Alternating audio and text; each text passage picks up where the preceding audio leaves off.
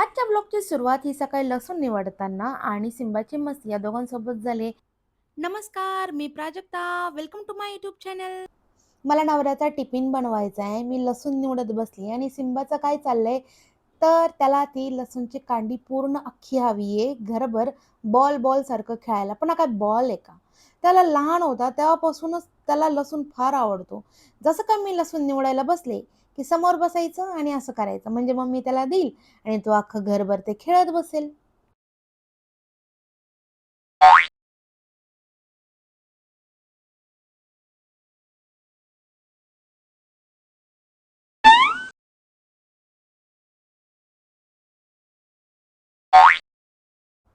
सिम्बासोबत जर असाच टाईमपास करत राहिले ना मी, तर मला नक्कीच टिफिन बनवायला उशीर होईल आणि टिफिन बनवायला उशीर झाला, तर बिचाऱ्या नवऱ्याला बिगर डब्याचं जावं लागेल. म्हणून मी त्याचा नाद सोडला आणि गुपचूप माझा टिफिन बनवायला आले.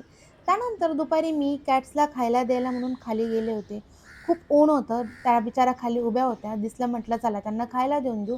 म्हणून त्यांना खायला देण्यासाठी खाली आले आणि त्यांना पाणी द्यायचं होतं म्हणून मी पाणी घेण्यासाठी जरा बाजूला आले होते.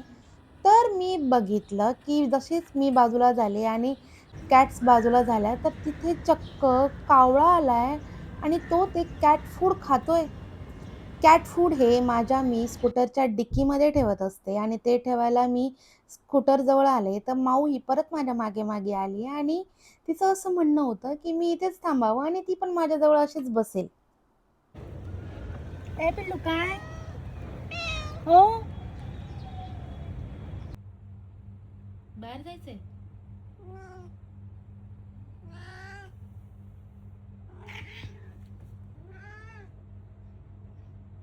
रात्रीचे 1:30 ते 2 वाजलेत आणि त्याला बाहेर जायचंय हॉलमध्ये. त्याला बेडरूममध्ये एसीमध्ये थंड ह्याच्यात नाही झोपायचंय. तर त्याला बाहेर गरमीमध्ये त्या हॉलमध्ये जायचंय. काय काम आहे याचं बाहेर हॉलमध्ये? आणि मी त्याला दरवाजा उघडून देत नाहीये, तर तो त्याचे स्वतःचे प्रयत्न करतोय, की तो कसं काय दरवाजा उघडू शकतो. हे शक्य आहे का? त्याला दरवाजा उघडता येणार आहे का? पण त्याला हे कोण सांगेल? बरं असंही काही नाहीये, की त्याला शिसू लागलीये, की भूक लागलीये, सगळं बेडरूममध्येच ठेवलेलं आहे.